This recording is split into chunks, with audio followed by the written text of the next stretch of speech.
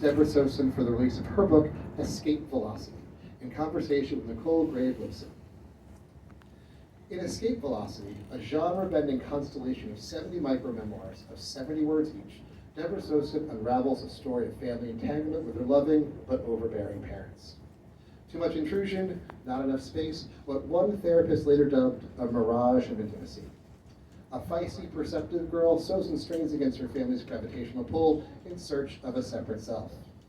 At 70, Sosin faces the loss of both parents and the challenges and delights of flying solo. Escape Velocity sheds light on what it means to claim our true selves without severing our close family bonds. D.T. Moore, author of Between Panic and Desire and editor of Brevity magazine, calls Escape Velocity, quote, a potent mix of intimacy, wit, and mounting angst over the inevitability of aging, offered in crisp 70-word capsules of remarkable honesty. Sosin portrays a fascinating, surprising life, ending on a perfect note of hope and resilience.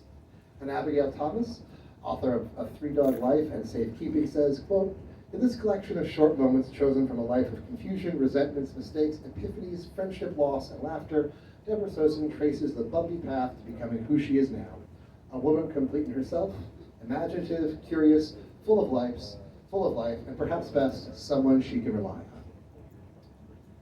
Deborah Sosin is a writer, editor, psychotherapist, and Grub Street instructor. Her essays have appeared in the New York Times, Boston Globe magazine, Salon, Cognoscenti, Brevity blog, Ulster magazine, Short Reads, The Manifestation, The Writer's Chronicle, 2 anthologies, and numerous other publications. Debbie also authored the award-winning picture book Charlotte and the Quiet Place and a clinical workbook, Sober Starting Today. She has an MFA from Lesley University and an MSW from Smith College School for Social Work, and Debbie lives outside of Boston. And tonight she'll be in conversation with Nicole, Graev, Lipson, who is a USA Today best-selling author of the memoir essays Mothers and Other Fictional Characters. Her writing has appeared in The Sun, Virginia Quarterly Review, LA Review of Books, The Washington Post, and the Boston Globe, among other venues. Her work has been awarded a Pushcart Prize, selected for the Best American Essays, and shortlisted for a National Magazine Award. Lipson received her MFA in Creative Writing from Emerson College and lives outside of Boston with her family. Again, thank you all so much for joining us. Please welcome Deborah Sosin and Nicole, Graev, Lipson. Thank you, Josh, and thank you all for being here and coming out to join us.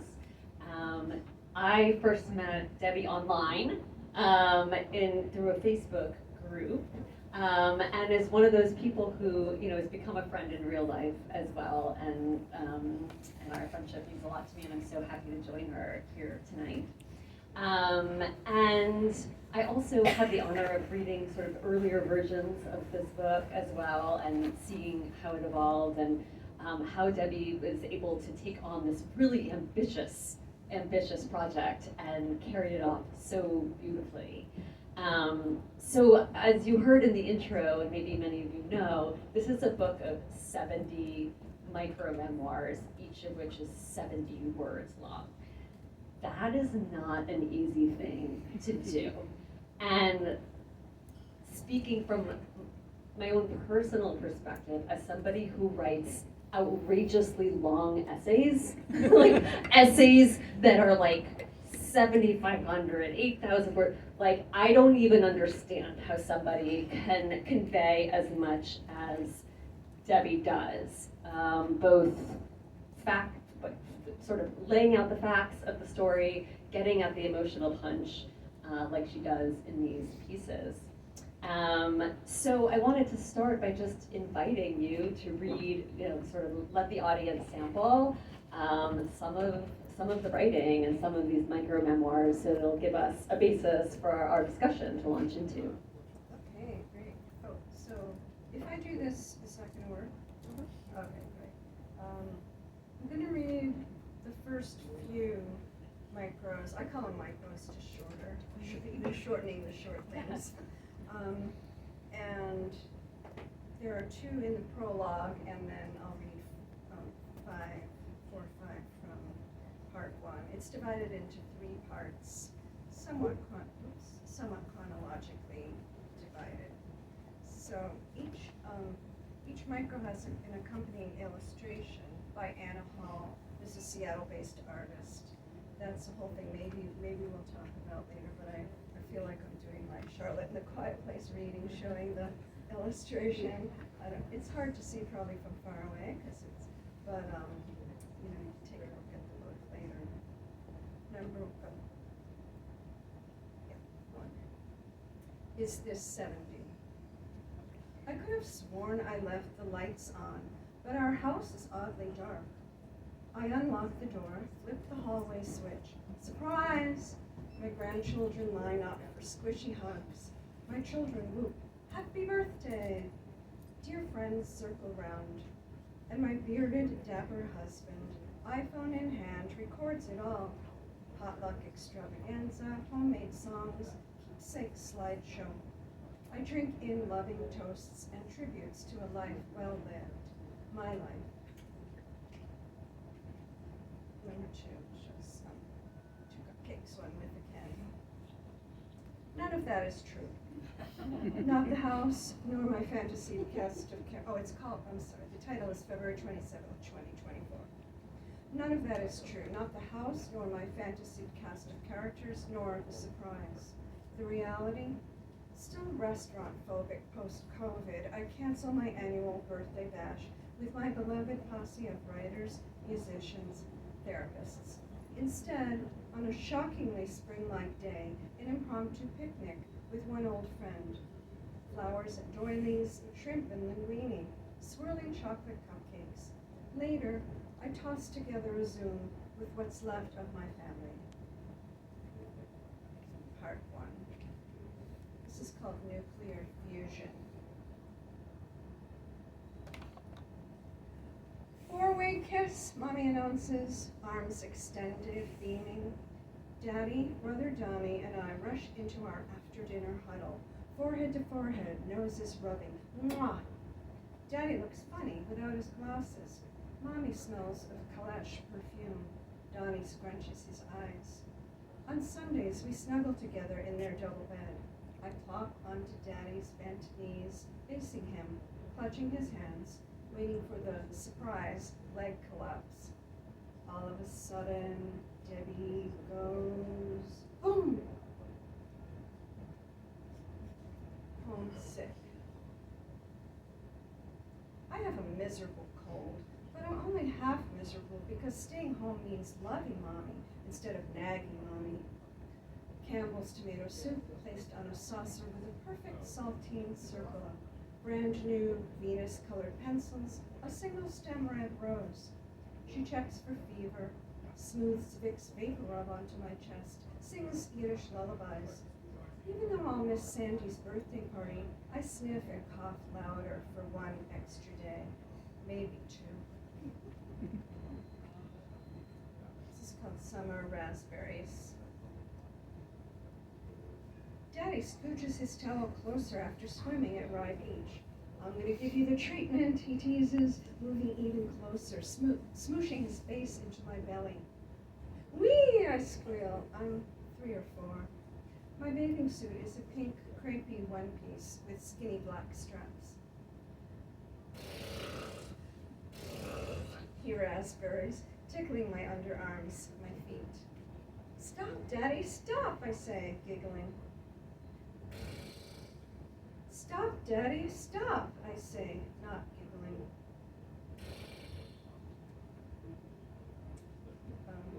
Skipping one for time. This is called, and now for a psychology interlude, Salvador Minuchin's theory of enmeshment. So, you can see the illustration. Think blurred boundaries. A sloshing blob of cells within a rigid, impermeable perimeter. What's mine is yours. Space, bodies, thoughts, achievements. Minuchin's emotionally incestuous family system. Thick in the ether of my childhood, inhaled from Jewish grandparents who fled Tsarist Russia seeking safety, an implicit mandate.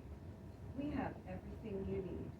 You're surrounded with love. Stay close, stay loyal, and we survive. If you leave, one of us might die.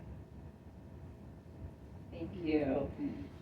I love hearing that in your own voice. And just the sort of life you bring to it. So I wanted to start by asking you about the first and second pieces that you read. And, you heard it, elicited laughter, right? To move from the first with this sort of imagined 70th birthday, and then follow it up with this, here's the real birthday. Why did you start there? Why did you start with this sort of envisioned fantasy scene? Good question. That's, the beginning came after many, many trials of how to start the book. It's, anyone who knows about memoir writing, it's what's the beginning and what's the end. I mean, it's just, there's so many choices and it's hard to know. Do you do it chronologically? Do you start in childhood? For a while I had the nuclear fusion one was the first one, the one with 4-week kiss with the family. And it became clear both through my own kind of work and having readers and workshopping pieces that people needed to know, and I understood that I needed to let the reader know who I am now. Starting with some framework where it's like, here's the woman in the present, and then we'll do like a little flashback kind of thing. But I didn't want to be corny about it. I didn't even want to have a prologue at one point because I thought even having a prologue would be corny. But it called itself as, it told me it was a prologue, and then we would begin with more of the chronological. So the fantasy part of it was I don't know, I just had this idea one day, like, I didn't want to start with my actual birthday. I wanted to start with the birthday that I thought I would have when I was younger, and when I thought my life would turn out to be. And for a lot of us who are single, never married, no kids, it's like, it's weird to not follow the script. It's different, let's say, to not follow the script that society offers us. So that was a tension for me, to own it and just say, you know what, this is what I always thought it would be, and it wasn't. So let's look at how we got there, kind of thing. So that, I think that's how that came about. I love this idea of kind of laying out the sort of generally accepted script and then questioning that or puncturing that. And in many ways, I thought about how the whole book does that in terms of, it's about turning 70, right? And it's about being on this earth in the body of a 70-year-old woman, right? And I'm wondering, like, how you thought about that, writing from the perspective of a 70-year-old woman who there are so many messages that our culture gives us that after a certain age, a woman is no longer relevant, right? And was that in your mind as you were writing this? Were you sort of trying to push against that script and to give a story that pushed against that script or that fallacy? Yeah, I mean, as you say it that way, I have to say no. I never really thought about, like, what do I want to say about being 70? What do I want to say in terms of the cultural stereotypes about older women? And it was more like, what story do I want to tell about my life? And isn't it weird that I'm 70? It's just weird. But I'm 72 now. I mean, it was 2 years ago. We need 2 more micro-memoirs. Yeah, I know. So I didn't have any kind of goal of making some kind of grand statement at all. It was just it didn't start out as any kind of sociological treatise. It was just trying to tell the truth about my life in the best way I could without regard to expectations or stereotypes. I mean, I know what they are, and there's a lot of us older women who are writing our stories now. So that's exciting. I don't feel alone in that regard. But I've never really felt invisible in that way that some people do. But except when, there's good parts about being older because you get away with stuff, like in the stores or stuff. You kind of claim the senior card and, sort of play it. Or on the phone with customers. Listen, I'm a senior, customer, whatever, and then they automatically picture some frail old lady. I'm like, yeah. So I fiddle around with that the stereotype maybe. Love that.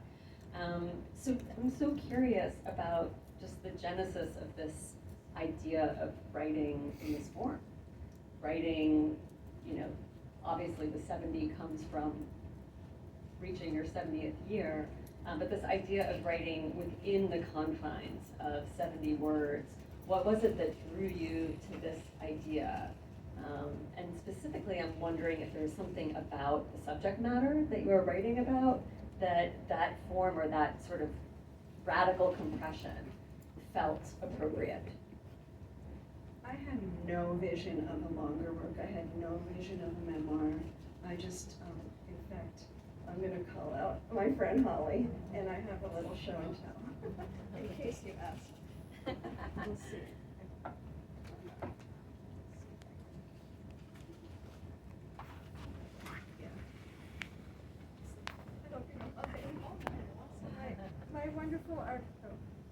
My wonderful artistic friend Holly creates these little zines, and these are homemade, and she solicits out submissions, I guess, just from people she knows, not to put it out into the big world, right? And she just, this one is called A Thing I No Longer Have. And just, she has friends just write little short things. So I'm always up for a challenge. And I think you said something, let's keep it under 50 words or something like that. So I wrote one, and which ends up in different form in the book. I loved doing it so much. I mean, I have some history of writing concise. I wrote a picture book, which is a whole exercise in concision that is a whole different art form. And I think when I was at Leslie, by the way, I'm at Leslie MFA, yay, I see a bunch of alumni here, thank you for coming. We have 3 independent projects that we did for 3 of the 4 semesters. My first one was picture book. The second one I chose was 10-minute play. So I don't know, I wasn't consciously choosing concision, compression, but apparently I was unconsciously drawn to these things. And the third one I did was about oral storytelling, like The Moth, which again is taking a larger story, compressing it into like a 5-minute oral piece, usually 5. So I already had that kind of thing. So when Holly, did this little call, I said, ooh, this would be fun. So it was just, I loved doing it so much. I loved thinking about how can I tell a tiny little story with as much power as I could without wasting any words. Like, what are the verbs? What are the images? Do I need to have any kind of exposition? Do I need to have a beginning, middle, and end? Do we jump into the scene? Just sort of playing with the form. So I do remember I think exactly 2 years ago, probably this week, I sat up in bed and said, I thought, what if I wrote like 50 word things? And I thought, wait a minute, what if I wrote 70 word things for my birthday? Just turning 70. That was it. I mean, I just had a vision, but I didn't know it would be a memoir. I didn't know it would be a linked memoir with an actual arc through my childhood. I had no intention of doing that. It was just going to be short snippets. And I'm so curious what that looked like on it. Like, you're sitting in front of the screen writing, and I know because I've written some poetry in my life that there are ways that writing in a specific form, like a sonnet, or can sometimes open up sort of imaginative possibilities that you wouldn't have thought of otherwise, because suddenly there's this, sort of counterintuitively there's this constraint, and so you have to pick a word you would have never thought of before, or the rhyme makes you pick, makes your brain think of an image. So did you have that kind of was there sort of something like freeing in a way about this constraint? Freeing. Like in terms of the imagination. Or conversely, were you pulling your hair out, being like, I can't believe I need to pare this down? Right. It wasn't a paring down experience. So it was, a lot of people talk about when writing memoirs, micro-memoirs, it's not taking a larger piece and then making it shorter.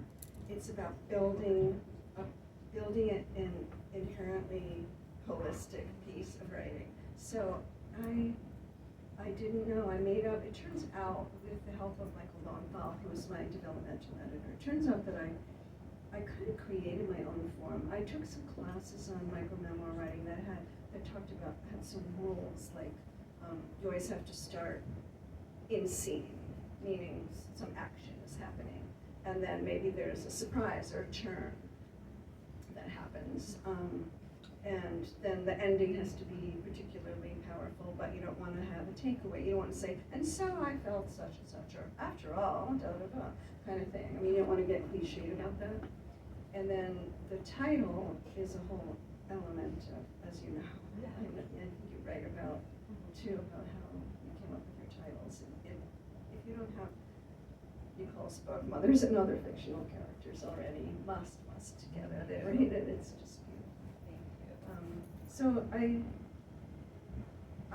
studied the form with some workshops online. I could tell anybody who wants to know kind of who I studied with. And then I realized that this rigid form was not going to work for me. I was going to have to bust it open and play with it.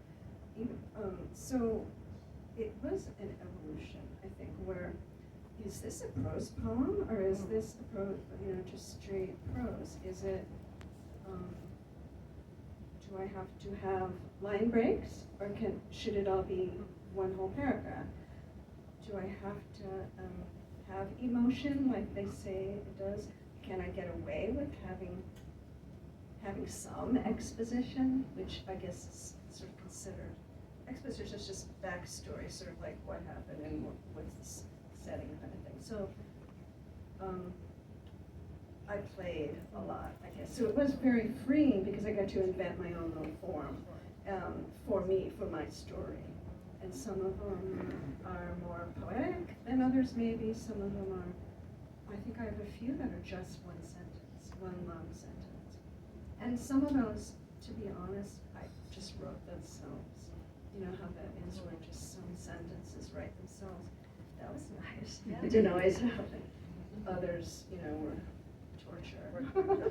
It's funny, I mean, I hadn't thought about this explicitly, but as you say it, even though they are all 70 words long, there's a great variety in tone, in rhythm, and how they come across. Some are quite playful and funny, and some are very serious. There's a really big range even within that consistency.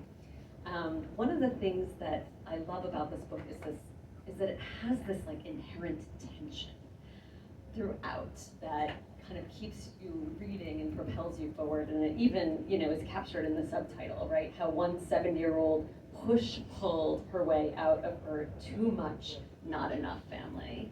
And when Josh was sort of giving his intro and reading a little bit about the family, just the story, right, and talking about there's a clinical term, right, for this kind of enmeshment or this sort of a family system.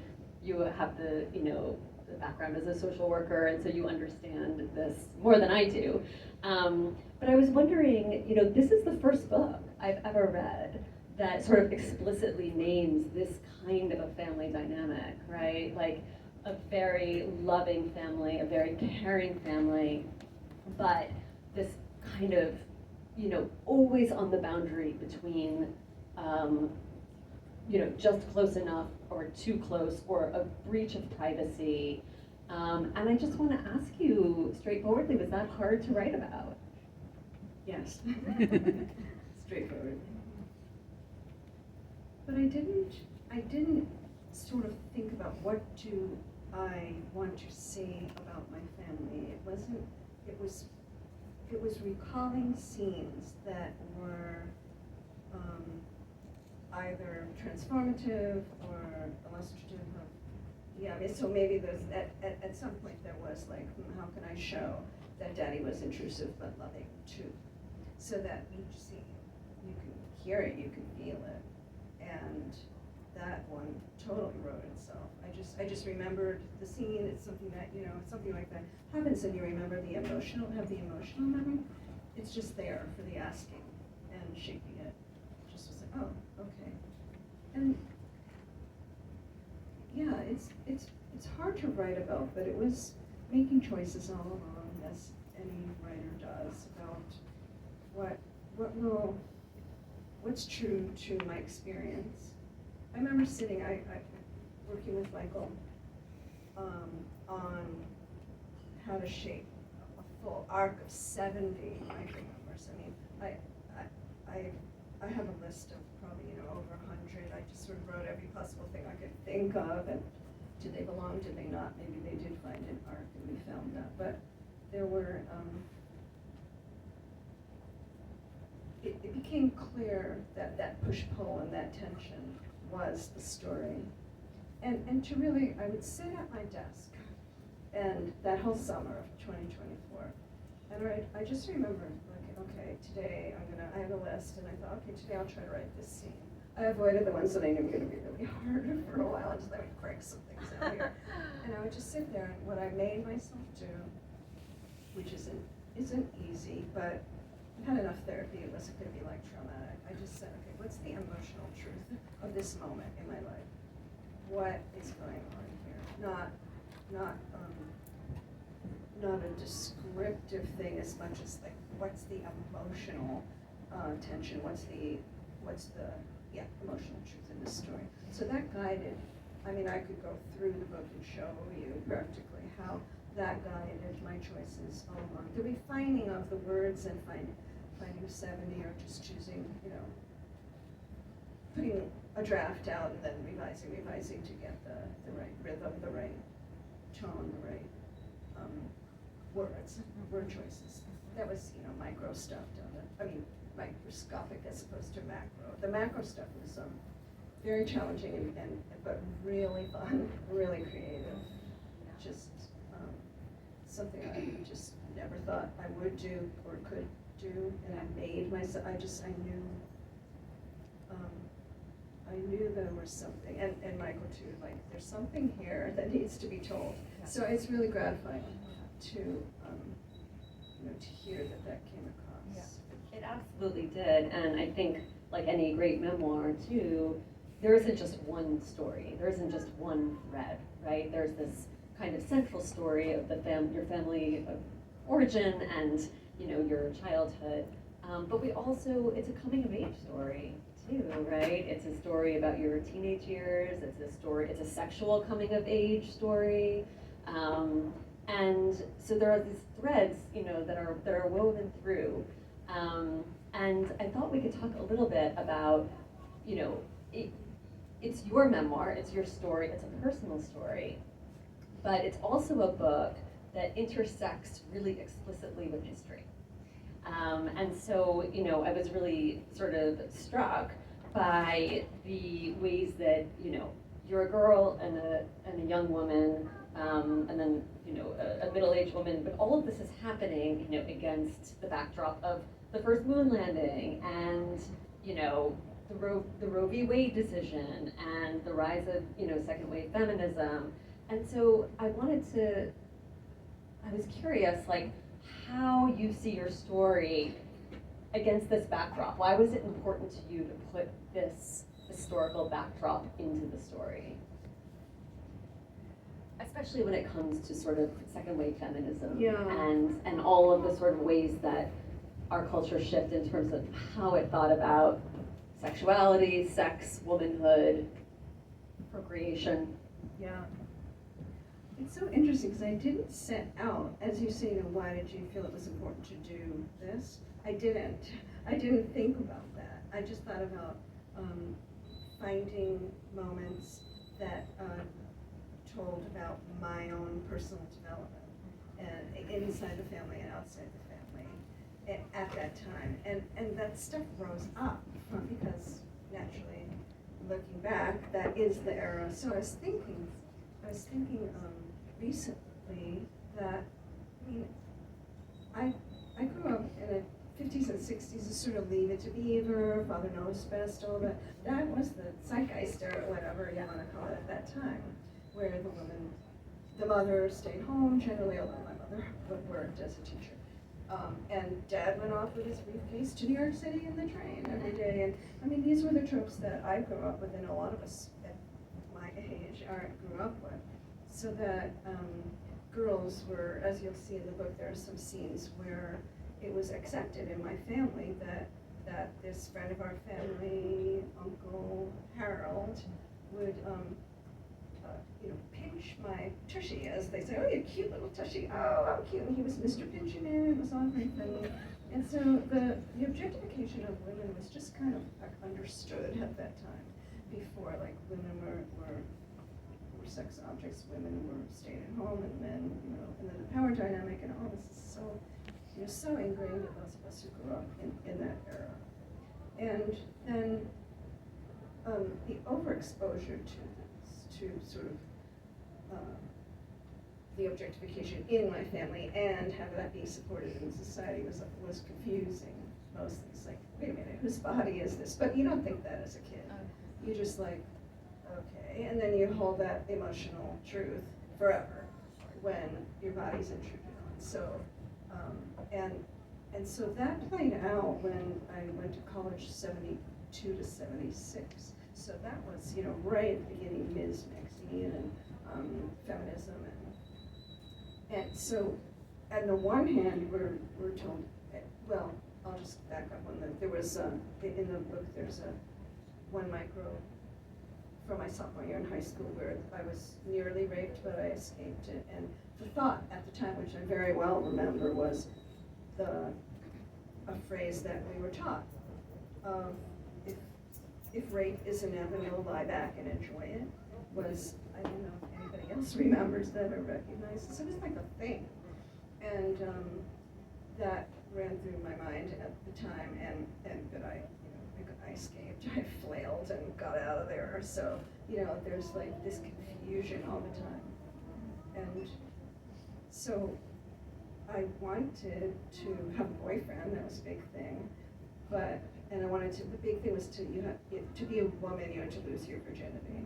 So there's a piece in there about how it's very, Will you read there's that? one section, the one that we talked about, just because it so perfectly captures like this tension between,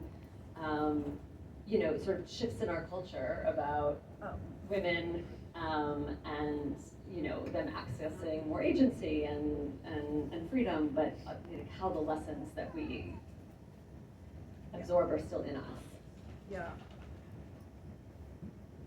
So when I was 19 at University of Michigan, and there's this scene where I lose my virginity after a dorm dance where the guy is drunk, and that was the end of that. Like I think, yay, I'm a woman now. And then a few micros later, it's called My Body, Myself. This was actually one of the titles of the book at one point. My Body, Myself was a title. What else did I can't remember what the other working titles were. Campus ignites with Roe v. Wade, the ERA, birth control access. My apartment mates and I pour over our bodies ourselves. Digging wardrobe, army pants, baggy t-shirts, no bra. Fuck demure, fuck objectification. It's Ms., not Miss, Mister. But at my restaurant job, scruffy-haired Wyatt flirts while we marry ketchup bottles after closing. I covet his bark spits like swimmer's body. Fuck feminism, I'll bat my damn eyelashes if I want.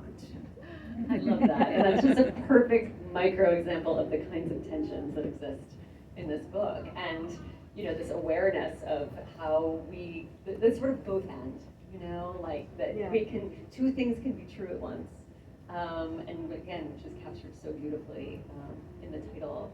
I want to point out that there are some very funny moments in this book, and humor is something that comes in and sort of changes the tone, almost like a mixtape, right? Like it's like, and I'm dating myself too here, but like sort of hits different notes. And so I wanted to invite you to read maybe a section about the dates. And so there's this whole section about sort of your dating life, right? Like as a full-grown woman and what that was like. Yeah, thanks. So there's three parts to the book. The first part is mostly sort of childhood up through late 20s, and then the second part of the book is a lot of therapy and working through and trying to come to terms with owning my own body and trying to find love, and why wasn't that working for me until this. So, and then part three starts with this one called Open Space. Are we good on time? Yeah, we're good. Okay. Keeping my eye on it. Okay, thanks. My full-size mattress dies. Saggy, lumpy, impossible. I order a queen-size sleep number. His and hers airbags, his and hers remotes. Night one, I plummet into a center trench. You need a partner's countervailing weight, the phone rep says. But the salesman promised, we call you the hopefuls. I'll send a single bag replacement. You can upgrade anytime. And the second remote?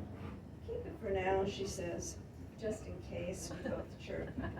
Then I have a series called 3 Blind Dates to see how I run.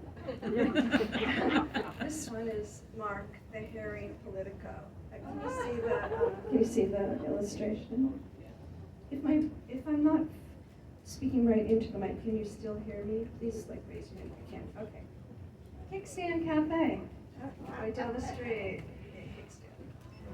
White ponytail, divorced, politically active jazz musician, potential.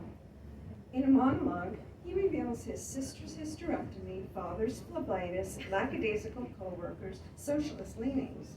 He finally asks, "You're a therapist and a writer. What do you write?" I begin. He interrupts. I go pee, ponder my options. Give him a chance. When I return, he still rambles. I have to leave, I lie. He says, "Let's do this again sometime." This is Anthony, the close walker.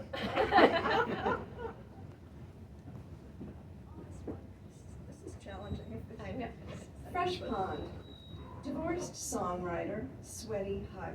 Margarita, his chihuahua, yips. As we look, his bristly arm hairs tickle. I edge away. He edges toward. We rest on a bench. His thigh grazes mine.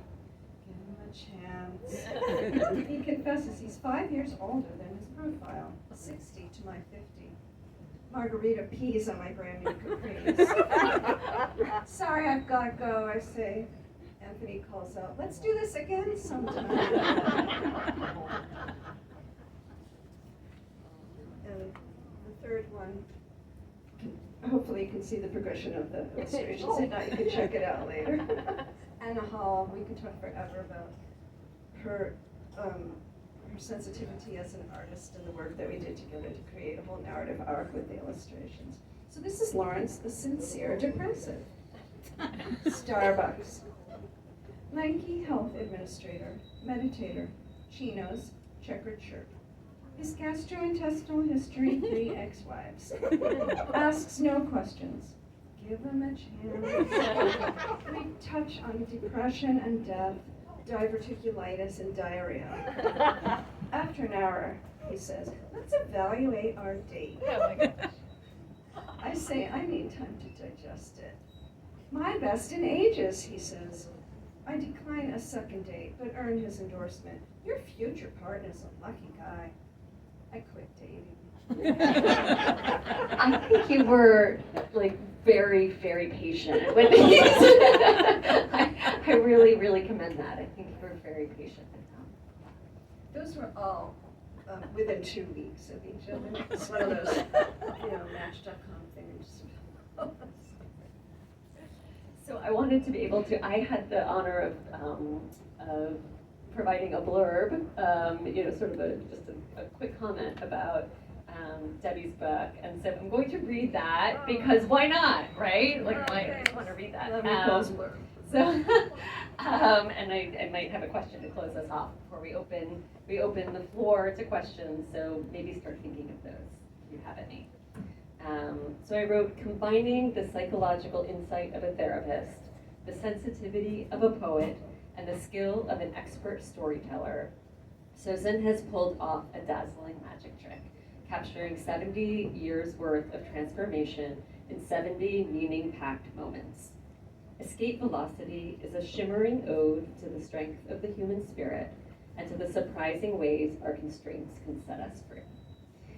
And, one of the things that I wanted to capture, and I hope I did, was that you bring so many different parts of yourself to the writing of this book, right? So this like love of language and just noodling over words, but also your, all of your years of training and experience, right, as a therapist, as well as being a storyteller. And so I wanted to highlight that before we close, just like how you're able to weave those all in to create this very, very just humane work of literature. So thank you. Thank you. All right, I was wondering if there's any questions from the audience. I have more, but yeah. Yeah, Do you want the- very recently I read a series of vignettes. Speak up, just Here, I can give you this. Very recent, I can speak. Okay. Very recently I read 3 or 4 of the linked vignettes about your fascination with space travel as a young teenager. And as an aside, your writing was so sophisticated in your diary as a little girl. I was tempted to tear up any of my diaries before anybody reads how simple-minded I was, even as a young 20-year-old. But anyway, when I was reading about space travel, and almost as an aside, you use the phrase escape velocity. And I reread it and I realized now I understand the title. And I wonder if you could say more about that, because I didn't really understand the title, although I really liked the 2 words and how they sounded together. But just the business of a spacecraft needing to accumulate enough speed to escape the gravitational pull of the Earth, and I thought that's what we all do with our families of origin. We like build up enough psychological speed to do that. And is that what you were thinking of the title? Yeah, it was Well, it came gorgeous. very, very late, like not till last fall. I started working on this in April 2024. And the working titles were, like I said, My Body, Myself for a while. This is 70, lasted a long time. A Life in Micro-Memoirs. I didn't print it out. I have a whole list of potential titles. And the gravitational pull was the key. And I entered a bunch of terms and phrases and sentences into ChatGPT, honestly. And I said, got any title ideas? And yeah, so I got escape velocity out of that. And I thought, oh, that's it. It's popped right out at me. But then I didn't really, I knew because I was really into the space program, and I didn't really know. When I hit on this issue of, you're right, it's not about effort, it's about speed and momentum. We all know from Artemis last week, that when the rocket took off, it had to have enough speed and enough momentum to break through Earth's gravitational pull. And then that's it. In escape velocity in physics, then it just goes. It doesn't come back. It doesn't come back to the family, let's say. So the push-pull part is, that's where the push-pull needed to be in the subtitle, because it's not just, let's see, on the cover, we really talked about the cover too much with folks, but you can see sort of the cluster of beings in the bottom part of the illustration, and then the one that escapes is toward the top, and it's sort of headed out into her own world, is how I can see it. Whether somebody thought it was a pool table, but whatever. I can't be responsible. But when I came upon that, I said, that's it. That's what it felt like. It's just so, I needed speed, I needed momentum. And then, I don't know if you remember last week when it gives me chills to think about when Christina Cook said something about, someone used the word,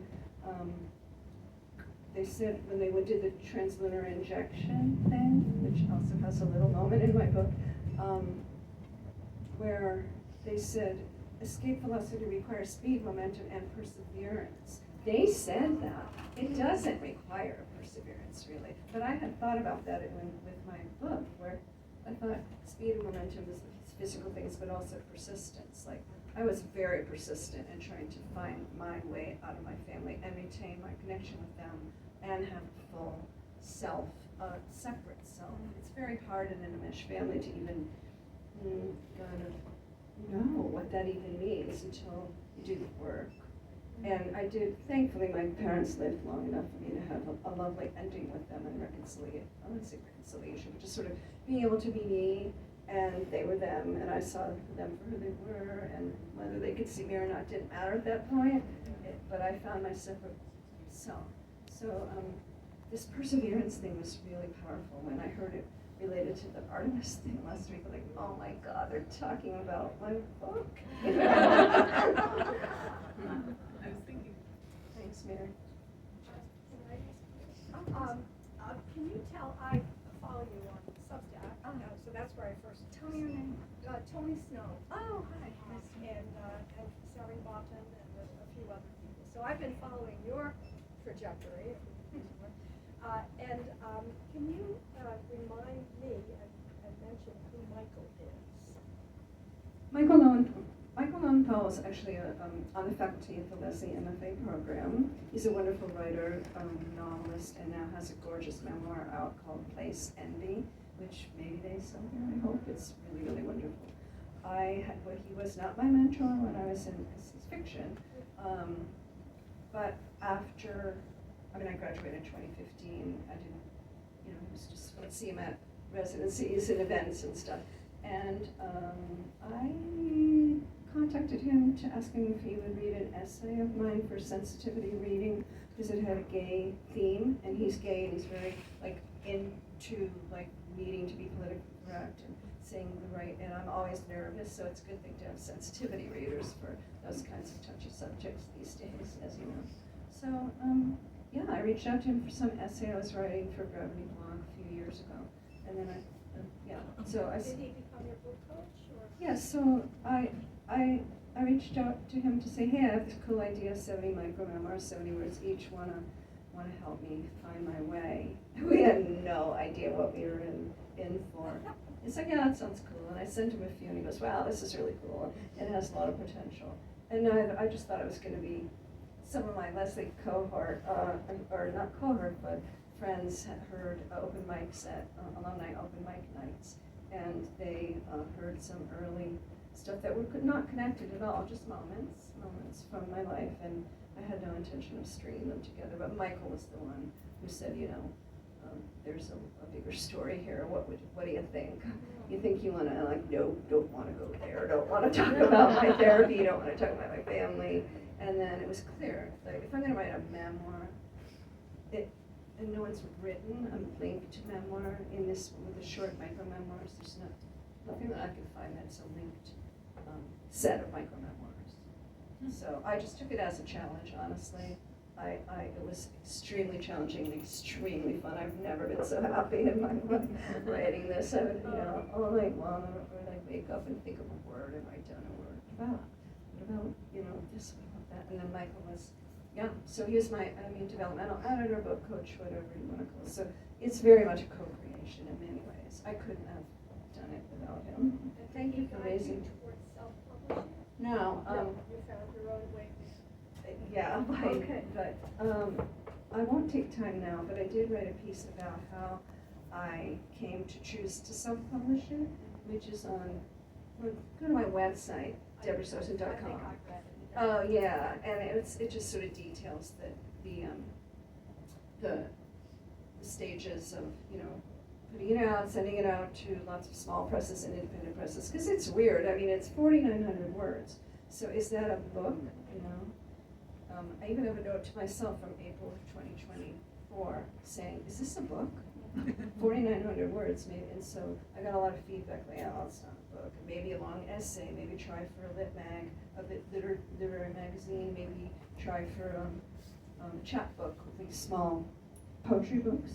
But I just knew it was a book. And in fact, Audrey was, we were in a picture book critique group together.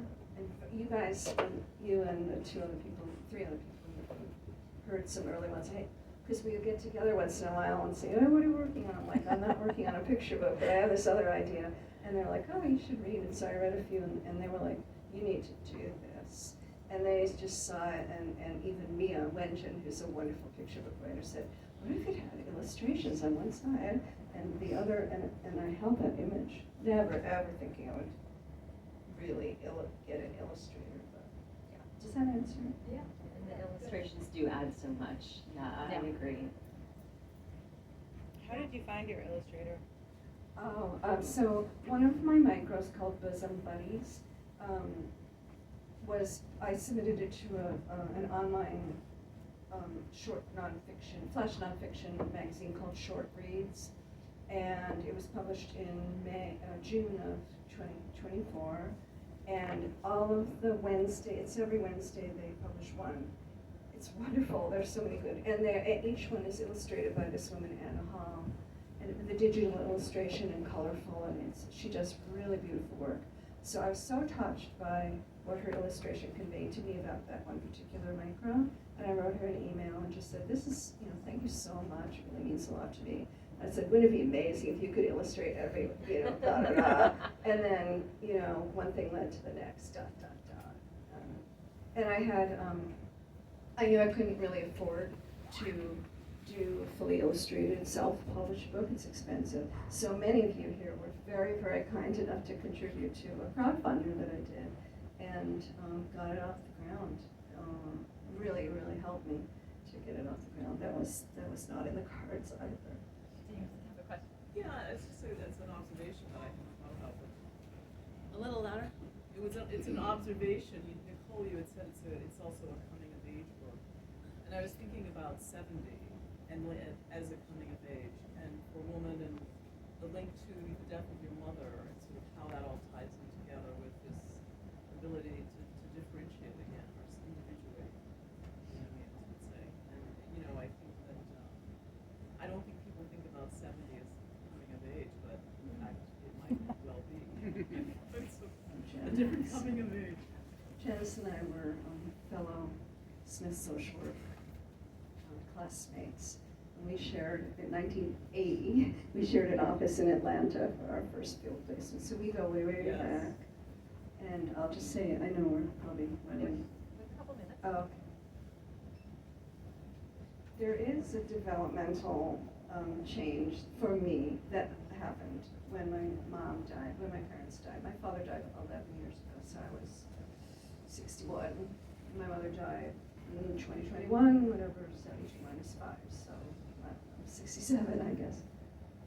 And there's a micro actually that talks about the mixed feelings that engendered for me, and I know for others, where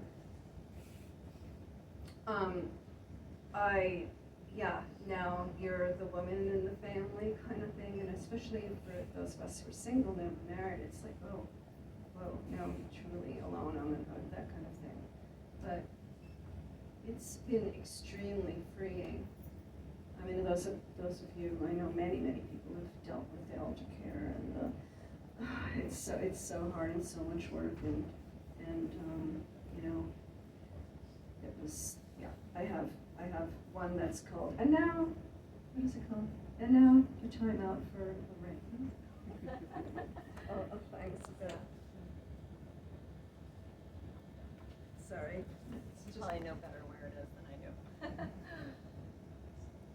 do. Number 62, and now I'll pause for a teeny tiny rant. Thank you very much. And it was just about, come on, this is not how I wanted to spend my 60s, dealing with my aging mother and dealing with all that stuff. So then, to get to live this long, and my mother was 99 when she died, and so it's like, oh, I'm still walking, I'm still thinking, I have a whole life ahead of me where I don't have to be the daughter.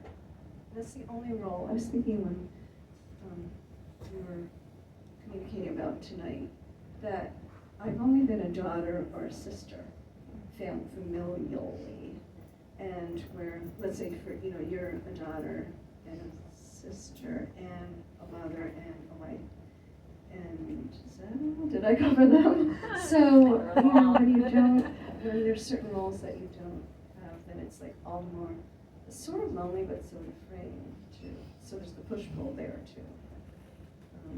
We are all always coming of age, at every age. I think we need to do away with the idea of we're coming of age. Hopefully, actually. Always. I like that. I like the Yeah. fact that Yeah. we're not static. Yeah, absolutely. Yeah. Well, thank you all. I think we've arrived at time. This man has had his hand up Oh, several times. go ahead. Well, that's pretty from done. I mean, my question really has to do with what was the process that you I went didn't through? see your hand. I'm so sorry. What was the process that you went through in choosing these memories? That's a large question. It's the last question. Yeah, I'll just do a little show and tell. And then I know, Josh, they're very good about time here, so we want to end the time. But my show and tell is, I made a huge long list of basically all the events in my life that I thought would be interesting for me to write about.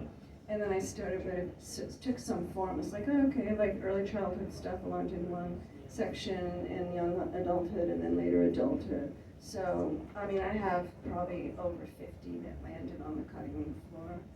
And so once I found what the story needed to be, it kind of, that's what drove me to make choices. And I threw a bunch out that I loved, and I wrote some new ones very, very late, like a couple of weeks before we went to press. I thought, oh, I feel this empty space about X.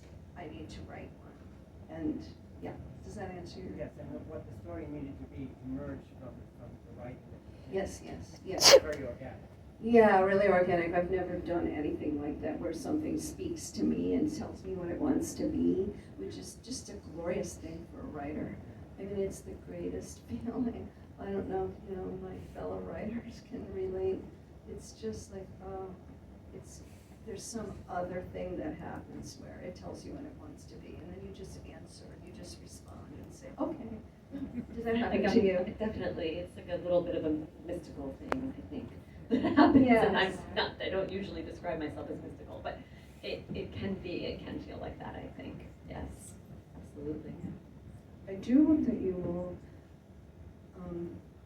read, I already said, but read Nicole's book, because what she's able to do with language and theme and literature and history, and it's some of the most gorgeous writing. I know I told you that in the beginning, but it's beautifully constructed and also very revealing of multiple layers of yourself, which you had the freedom and the luxury to explore really deeply.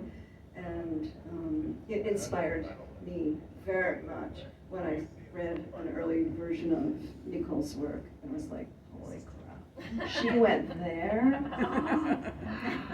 Maybe I can take that risk too. So I meant to tell you this publicly. Thank you. Thank you. That means so much to me. Thank you. So, thank you all. Thank you, Josh and Nicole, for having us. Thank you all again so much for joining us. Books are up on the registers.